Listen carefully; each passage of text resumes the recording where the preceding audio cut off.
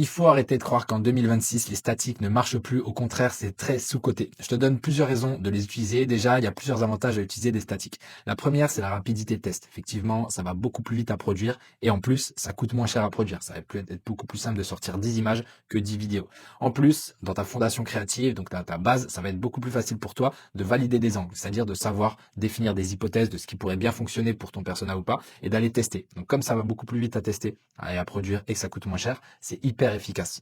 Ensuite, pourquoi et comment faire des pubs qui fonctionnent bien? Déjà, il faut que ce soit lisible. Donc, il faut que tu aies un design épuré, que le message soit clair et compréhensible en une seconde et que ton message capte l'attention. C'est-à-dire que tu as un visuel qui va être vraiment créatif, qui va sortir du lot dans le feed et où les gens ils vont dire c'est quoi ça? Enfin, il faut que tu arrives à traiter toutes les objections.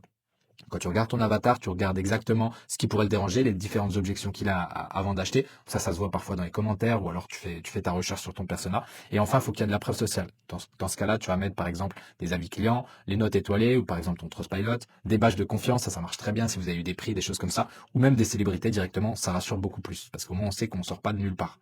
Comment est-ce qu'on teste? Très simple, on va définir l'ICP, comme je disais, donc ça c'est l'avatar client. Le but, ça va être de savoir ensuite quels angles pourraient être intéressants pour lui.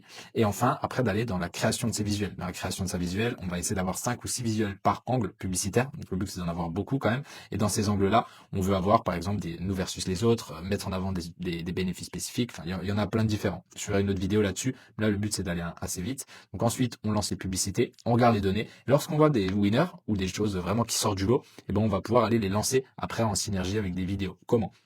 Donc là, c'est très important d'avoir des données, donc en fonction du taux de clic, du coût par clic, du taux de passage à l'action, donc le taux d'achat aussi, pour savoir ce qu'on peut répliquer. Une fois qu'on a un angle qui fonctionne bien avec une publicité, rien ne nous empêche de dire, OK, bon, bah voilà ce qu'on a remarqué qui fonctionnait bien en termes de message. Donc ce qu'on fait, on le donne dans un script publicitaire pour les créateurs UGC ou les VSL.